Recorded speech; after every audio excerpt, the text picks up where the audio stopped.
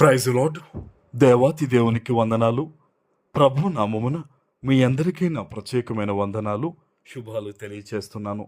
ఈ దినము కొరకు ఏర్పాటు చేయబడిన దేవుని వాగ్దానము 22వ కీర్తన 26 వచనము. దీనులు భోజనము చేసి తృప్తి పొందెదరు, యెహోవాను వెదుకువారు ఆయనను స్తుతించెదరు.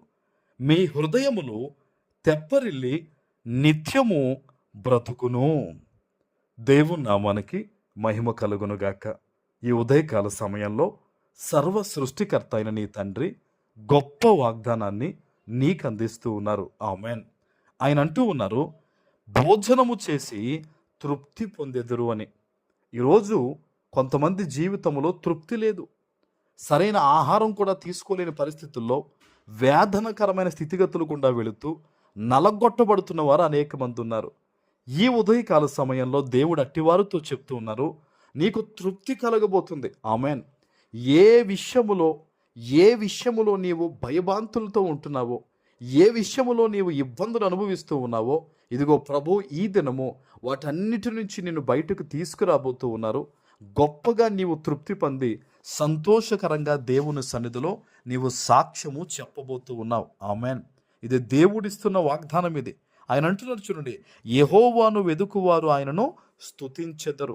నువ్వెప్పుడైతే దేవుణ్ణి మొదటిగా వెతుకుతావో, ఎప్పుడైతే దేవుని సన్నిధిని ప్రేమిస్తావో, ఎప్పుడైతే దేవుని మార్గములో నడవడానికి నీ హృదయపూర్వకంగా అడుగులు వేస్తావో, నీ జీవితంలోంచి సంతోషకరంగా స్తుతి చెప్పడం అనేది దేవుడు మార్చబోతున్నాడు ఆయన. ఆమెన్. ఎందుకంటే నీకున్న ఇబ్బందికరమైన ప్రతి స్థితిగతులను బట్టి నువ్వు సంతోషంగా దేవునికి స్తుతి చెప్పలేకపోతున్నావు. అయితే ప్రభు ఏం చేస్తాడంటే, నీ స్థితిగతులు, నీ పరిస్థితులు ఆయన భుజం మీద వేసుకుని నువ్వు సంతోషంగా తేలికగా దేవుణ్ణి స్తుతించి ఆరాధించే విధంగా ప్రభు నీ పరిస్థితులు మారుస్తారు. ఈరోజు దేవుని యొక్క వాగ్దానాన్ని వింటున్న నీ జీవితంలో ఉన్న భారమును తండ్రి ఆయన మీదకు తీసుకుని నువ్వు దేవుణ్ణి స్తుతించే విధంగా నీకు తేలికైన జీవితాన్ని ఆయన ఇవ్వబోతూ ఉన్నారు. ఆమెన్.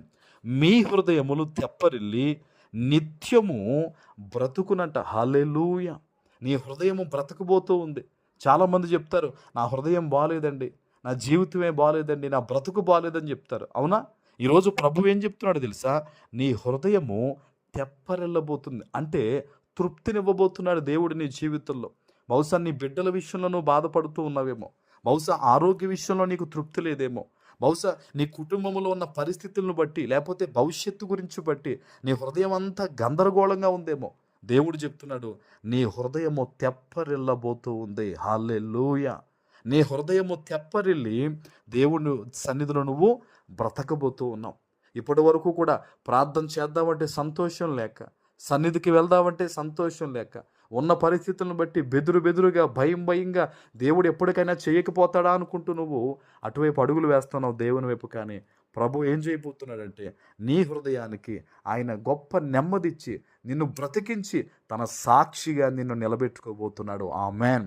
ఇది సజీవమైన బ్రతుకునిచ్చే వాగ్దానం. ఇది ఈరోజు దేవుని సన్నిధిలో ఈ వాగ్దాన నెరవేర్పు కొరకు ప్రార్థన చేయి. దేవా, నువ్వు ఇచ్చినంత గొప్ప వాగ్దానము తండ్రి, ఇది వృధాగా పోకూడదయా, నా జీవితమును దాటి వెళ్ళకూడదయా, నా కుటుంబాన్ని దాటి వెళ్ళకూడదయా, ఈరోజు నెరవేర్చు ప్రభు అని నువ్వు ప్రార్థన చేయి.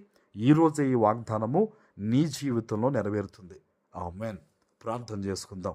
పరిశుద్ధుడు, ప్రేమ కలిగిన తండ్రి, మీకు వందనాలు.